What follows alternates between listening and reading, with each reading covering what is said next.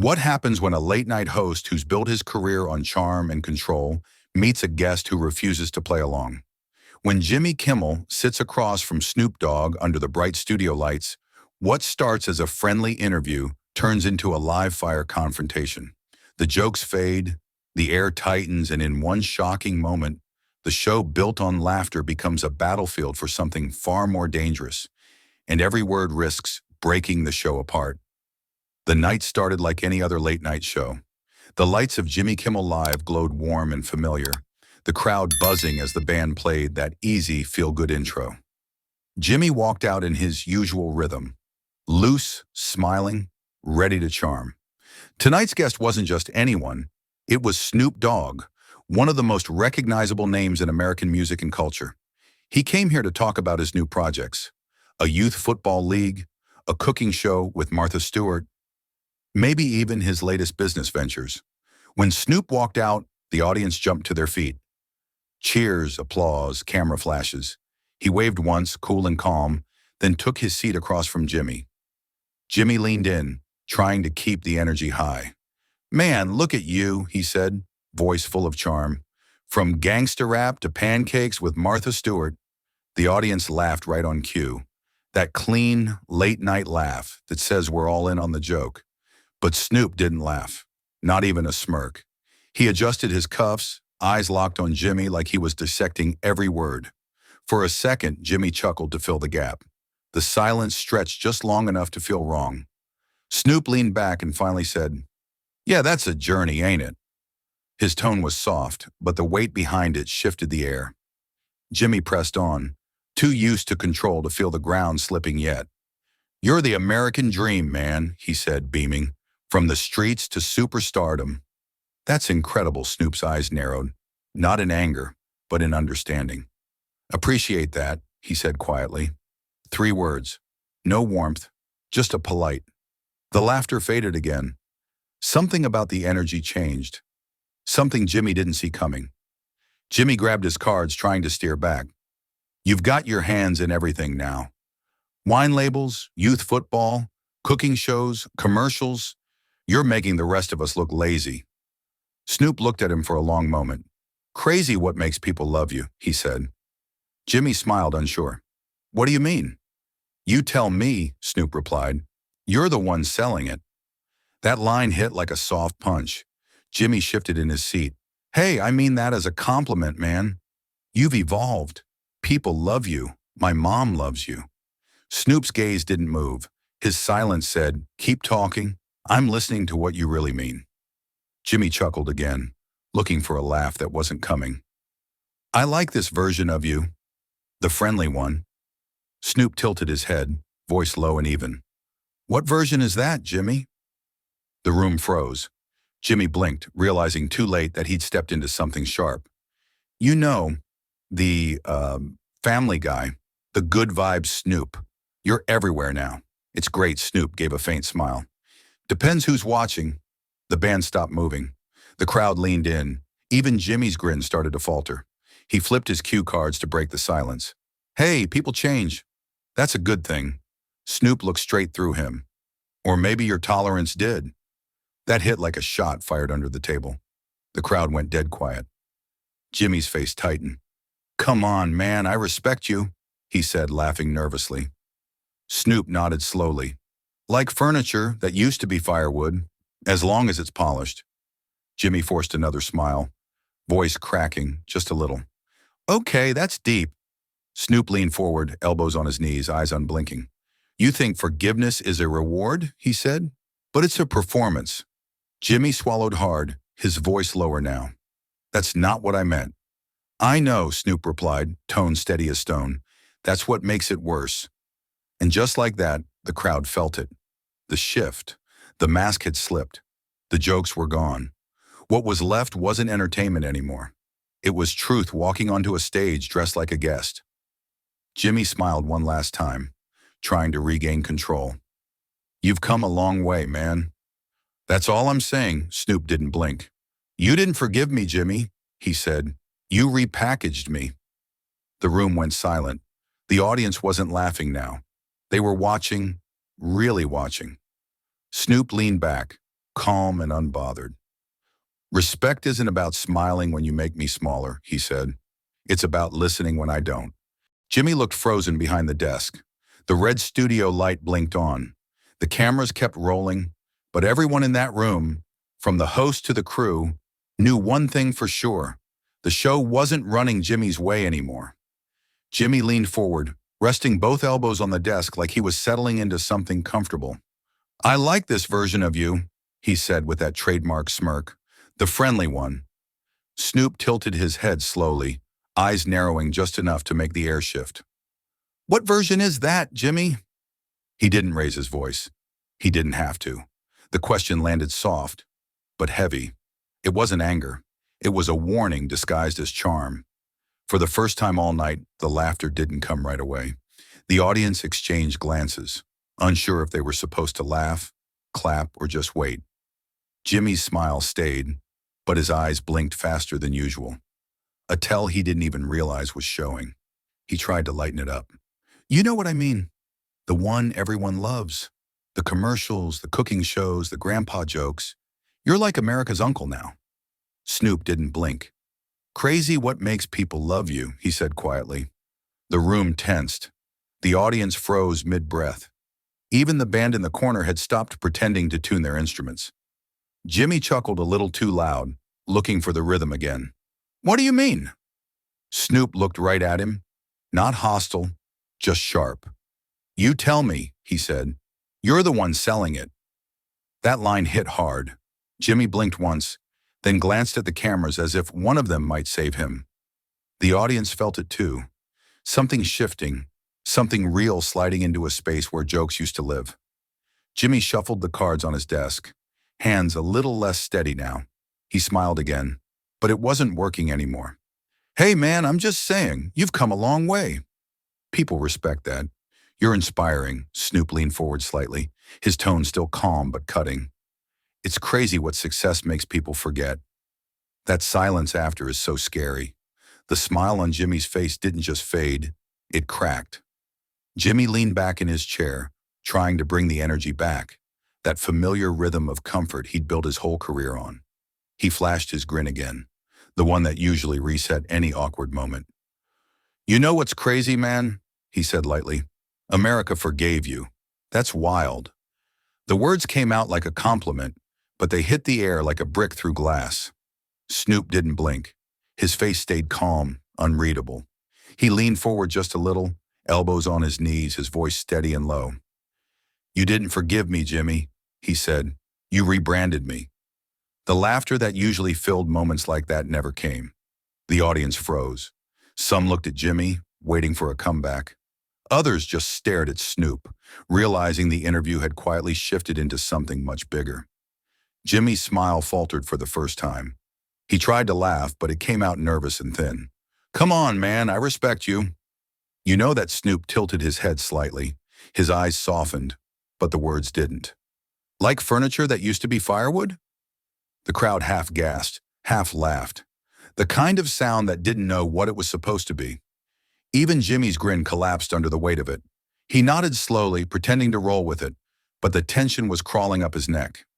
He reached for his note cards again, eyes flicking down, pretending to find his place. Hey, look, he said, his tone softening. I'm just saying, you've changed, right? For the better. Everyone sees it. Snoop leaned back this time, the movement calm, deliberate. His voice dropped even lower. Maybe your tolerance did. The words landed clean. No music, no applause. Just air so still it felt heavy. Jimmy opened his mouth to speak, and didn't. The audience didn't dare move.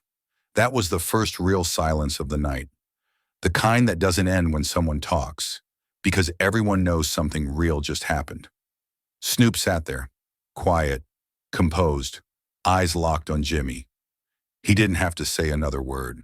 The truth had already filled the space between them, sharp, undeniable, and way too big for late-night TV. Jimmy tried to pull the show back under control. He straightened his posture, forced a light laugh, and raised his hands like a referee. Hey, I'm not trying to put you in a box, man, he said, his tone playful but strained. Snoop leaned back slowly, eyes locked on him. You already did, he said. You just painted it with smiles. The words landed like a quiet explosion. The audience shifted in their seats, unsure whether to laugh or look away. Jimmy's laugh died halfway out of his throat. He tried to keep his tone easy. Come on, man. It's just conversation. Snoop's head tilted slightly. No, he said. It's choreography. The crowd went still. It wasn't anger in Snoop's voice. It was precision, calm, clear, and too honest for the room to handle. Jimmy blinked, trying to keep up, but the rhythm of the show was gone. He reached for his cards, looking for the next question. That's when Snoop looked down at the desk and pointed. What's on those, Jimmy? He asked quietly. Jimmy froze, eyes flicking down at the cue cards, then back up with that same fake smile. It's just structure. Notes. You know how it goes. Snoop leaned forward, elbows on his knees, voice low but sharp enough to cut the air. Structure? He repeated. Like this? Then word for word he started listing what was written on the cards. The words Jimmy hadn't shown anyone. Felon to family favorite. Dangerous to Disney. Safe Snoop. The audience gasped. You could hear a chair creak in the back row. Even Jimmy's face lost color. You planned this, Snoop said, his tone quiet but surgical. You came here to show the cleaned-up version, the one that makes everyone comfortable. The version that sells. Jimmy opened his mouth, but nothing came out. The crowd's silence was louder than any applause he'd ever heard. Snoop didn't stop. He looked straight into the camera. Not yelling, not angry, just certain. You smile through it, he said slowly. That's what white comfort looks like. Questions dipped in bleach and served with a grin. The room cracked open, no sound, no movement. Even the band, halfway through a nervous shuffle, froze mid-motion. Jimmy sat there with that same grin he'd used 1,000 times before. But it didn't work now. The audience wasn't watching a talk show anymore. They were watching a man lose control of his own stage. And Snoop? He didn't need to raise his voice. He'd already taken over the room, with nothing but truth and the kind of silence that burns longer than applause. The air in the studio had changed. The stage lights still glowed the same, but the warmth was gone. Jimmy's set, the desk, the mug, the cards, suddenly looked smaller, like props in a play he no longer controlled. Snoop leaned forward, elbows resting on his knees. His voice was low, steady, and every word felt carved from experience. You don't want me here, he said. You want a mascot. The crowd didn't move. Even Jimmy froze. Snoop didn't blink. You want my story without my scar, he continued. You want my rhythm without my rage. Each word came out clean, calm, but they landed like verdicts. There wasn't anger in his voice, only truth. The kind that makes people realize they'd been clapping for the wrong reasons. Jimmy swallowed hard, forcing a nervous laugh. Hey, come on, man. We all perform. That's what this is. Entertainment. Snoop looked at him the way a man looks at something he's already forgiven, but not forgotten. Nina Simone said, an artist's duty is to reflect the times. He paused, letting the silence catch up to the weight of that name. You want performance, he said, eyes fixed on Jimmy. I want reflection. The quote landed like a gavel. The audience bowed into silence, not because they were told to, but because they understood. For the first time all night, it didn't feel like a show anymore. It felt like confession. Jimmy tried again, voice soft. You've changed, though. People see that. You're proof things can get better. Snoop shook his head slowly. I wasn't saved by America, he said. His tone didn't rise, but it grew heavier, like gravity itself had shifted toward him. I survived it. I just learned how to walk without bleeding. The words hung there, unmoving, undeniable. Jimmy's hands fidgeted on the desk, his cards now useless. He looked out toward the cameras, but even the red lights seemed dimmer, as if the machines themselves had gone quiet to listen. There was no recovery line, no commercial break smooth enough to erase what had just happened. The crowd wasn't clapping. They weren't breathing the same air. They were sitting in the middle of something real, and they knew it.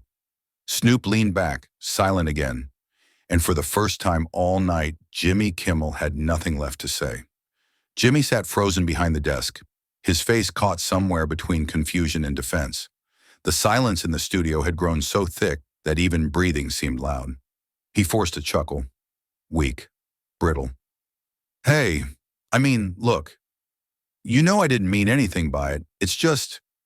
Talk. Snoop's eyes didn't move. You think because you smiled, he said quietly, it couldn't be violence. Jimmy's grin dropped. That's not fair. It's not supposed to be, Snoop replied, leaning in. His voice stayed calm, but every syllable landed heavy, like a truth Jimmy had spent years avoiding. You rehearsed this redemption, he said. But I lived it. That line cracked the air open. The crowd didn't make a sound. You could hear the hum of the lights, the faint creak of a camera swivel. Jimmy sat there, mouth half open, but no words came. Snoop wasn't looking for an answer. He was done with explanations. He reached up and unclipped his microphone. The faint pop of static echoed through the silence. Small, but it hit like thunder. He stood, slow and deliberate, then reached inside his jacket pocket. The movement was so smooth it almost felt cinematic. When his hand came out, it held a red bandana. Folded neat, edges worn, a little frayed with time. He looked down at it for a moment. This is where I came from, he said softly. Not a costume. Not a prop. He stepped toward the desk and placed it gently in front of Jimmy. The color looked almost electric under the studio lights. You wanted the symbol? Snoop said. Not the soul. Jimmy didn't move. His eyes locked on the bandana like it might start talking back. The audience didn't clap. No music played. It was the kind of silence that feels sacred. Not awkward, but final. Snoop stood straight, his presence filling the room. He didn't glare. He didn't grandstand. He just was. The cameras kept rolling, following as he turned toward the exit at the edge of the stage. Each step echoed against the floor. Slow, solid, unshaken. Jimmy tried to speak. Snoop! But the word barely made it out before the moment was gone. The door closed softly behind him. Not slammed, not dramatic. Just a quiet click that felt like a verdict being delivered. And just like that, the show was over. No applause, no outro music. Just a desk, a bandana, and a host staring at the truth he'd spent a career avoiding. The night he tried to control the story, and the story walked away. The show never aired the same way again. What was supposed to be another late-night conversation turned into something raw, unfiltered, and unstoppable. Within minutes, a shaky 30-second phone clip from someone in the audience hit social media. Snoop standing, the red bandana placed on the desk. That quiet final line. You wanted the symbol, not the soul. The clip went viral before the West Coast even woke up. Hashtags exploded across platforms. #1 worldwide. TikTok flooded with remixes, stitches, duets. Each one replaying the moment from a different angle, dissecting every word, every pause. CNN called it a televised reckoning. Fox called it meltdown theater. But everyone else, everyone watching without a network filter, called it what it was. Truth. By morning, the internet had split clean down the middle. Some praised Snoop, calling it one of the boldest moments ever seen on live television. A man refusing to be reduced. Others accused him of being disrespectful, too confrontational, too political. But the noise didn't drown out the meaning. It amplified it. News outlets ran slow-motion replays of him setting the bandana down. Commentators broke down his tone, his body language, his restraint. College professors called it a masterclass in reclaiming narrative. Activists called it the night honesty broke through entertainment. And through it all, Snoop said nothing. He didn't need to. The clip was speaking for him now. The next wave wasn't anger. It was reflection. Think pieces spread like wildfire. Debates lit up talk shows, podcasts, newsrooms. People were no longer arguing about Snoop. They were arguing about themselves. Was Jimmy wrong? Did Snoop go too far? Or did he just say what everyone's been too scared to say out loud? And everywhere one line played on loop, stitched into videos, burned into captions, printed on posters. Respect means listening when I'm not smiling. That sentence hit deeper than anyone expected. It became a mirror, a challenge, a reminder that comfort and respect are not the same thing. And for the first time in years, America didn't laugh. It listened. A few days later, a new video began circulating online. Black and white, minimalist, powerful. The moment Snoop stood up, the slow sound of the mic disconnecting, the bandana being placed down, his walk to the door, the soft click as it closed. Over it, a calm voiceover. If survival means silence, some of us choose fire, not forgiveness. No music, no edits, just truth. The video spread across the country, on college campuses, in barbershops, in classrooms. People replayed it not because it was shocking, but because it felt like something had shifted. And when the noise finally settled, when the takes and headlines died down, one truth remained. That silence on stage wasn't the end of an interview. It was the beginning of an awakening. If you made it this far, you already know this wasn't just a talk show moment. It was a message. A man reclaiming his story on live TV. If that hit you the way it hit millions, make sure to subscribe, drop a like, and share your thoughts in the comments below. And don't forget to turn on the notification bell because the next story will hit even harder.